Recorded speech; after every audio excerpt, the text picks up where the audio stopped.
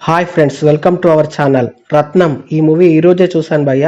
Hero Vishal నటించిన, హరి గారు direct చేసిన ఈ మూవీ ఫుల్లీ యాక్షన్ లోడెడ్ గా ఉంది. ఇది ఒక యాక్షన్ డ్రామా మూవీగా చెప్పొచ్చు.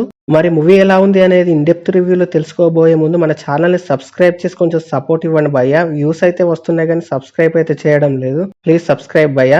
నచ్చితే లైక్ చేయండి. ఇక మూవీ ప్లాట్ ఏంటంటే, రత్నం అలియాస్ విశాల్ ఒక అనాథ. చిన్నతనంలోనే తన తల్లిని, పుట్టక ముందే తన తండ్రిని కోల్పోతాడు. ఒకసారి మార్కెట్ కు చెందిన పన్నీర్ స్వామి అలియాస్ సముద్రఖనిని ఒక మహిళ చంపబోతుంటే ఆమెను కత్తితో చంపేసి జైలుకు వెళ్తాడు రత్నం. అలాంటి రత్నంకు మల్లిక అనే అమ్మాయి కనబడుతుంది. ఆమెను రక్షించడం కోసం ఆమెకు అండగా నిలబడతాడు. ఇంతకీ ఎవరా అమ్మాయి, ఆమెకు అతనికి ఏంటి సంబంధం, ఆమెను రక్షించాల్సిన అవసరం ఏంటి అనేది మిగతా స్టోరీ కాస్త డిఫరెంట్ గా అనిపించింది. మూవీ చూసాక నాకైతే బాగుంది అనిపించింది భయ్య. యాక్షన్ సన్నివేశాలు చాలానే ఉన్నాయి. మాస్ ఆడియన్స్ కి చాలా బాగా కనెక్ట్ అవుతుందని చెప్పవచ్చు. యాక్షన్ తో పాటు ఎమోషనల్ సీన్స్ కూడా చాలా బాగా ఆకట్టుకున్నాయని చెప్పొచ్చు. ఇటు యాక్షన్ తో పాటు సెంటిమెంట్ సీన్స్ కూడా చాలా బాగా సెట్ అయ్యాయని అనిపించింది.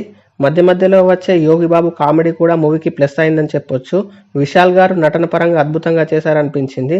మల్లిక పాత్రలో ప్రియా భవానీ శంకర్ గారు కూడా తన రోల్లో తాను బాగానే చేసింది. మూవీ అక్కడక్కడ కొంత స్లోగా అనిపించిన కథలోకి ఇన్వాల్వ్ అయితే మాత్రం ఇంట్రెస్టింగ్ గానే సాగుతుంది. సముద్రకని గారు పాజిటివ్ రోల్లో చాలా బాగా చేశారు. విలన్ పాత్రలో మురళీ శర్మ గారు డిఫరెంట్ మాస్ గెటప్ తో కనిపించారు. ఇలా అందరికందరూ బాగానే చేశారని చెప్పొచ్చు. బ్యాక్గ్రౌండ్ మ్యూజిక్ బాగుంది, సాంగ్స్ కూడా బాగున్నాయి. మూవీ టెక్నికల్ గా బాగుంది.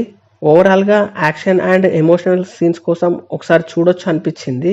మీరు కూడా చూసేయండి. ఎలా ఉందో కామెంట్ చేయండి. Thank you for watching.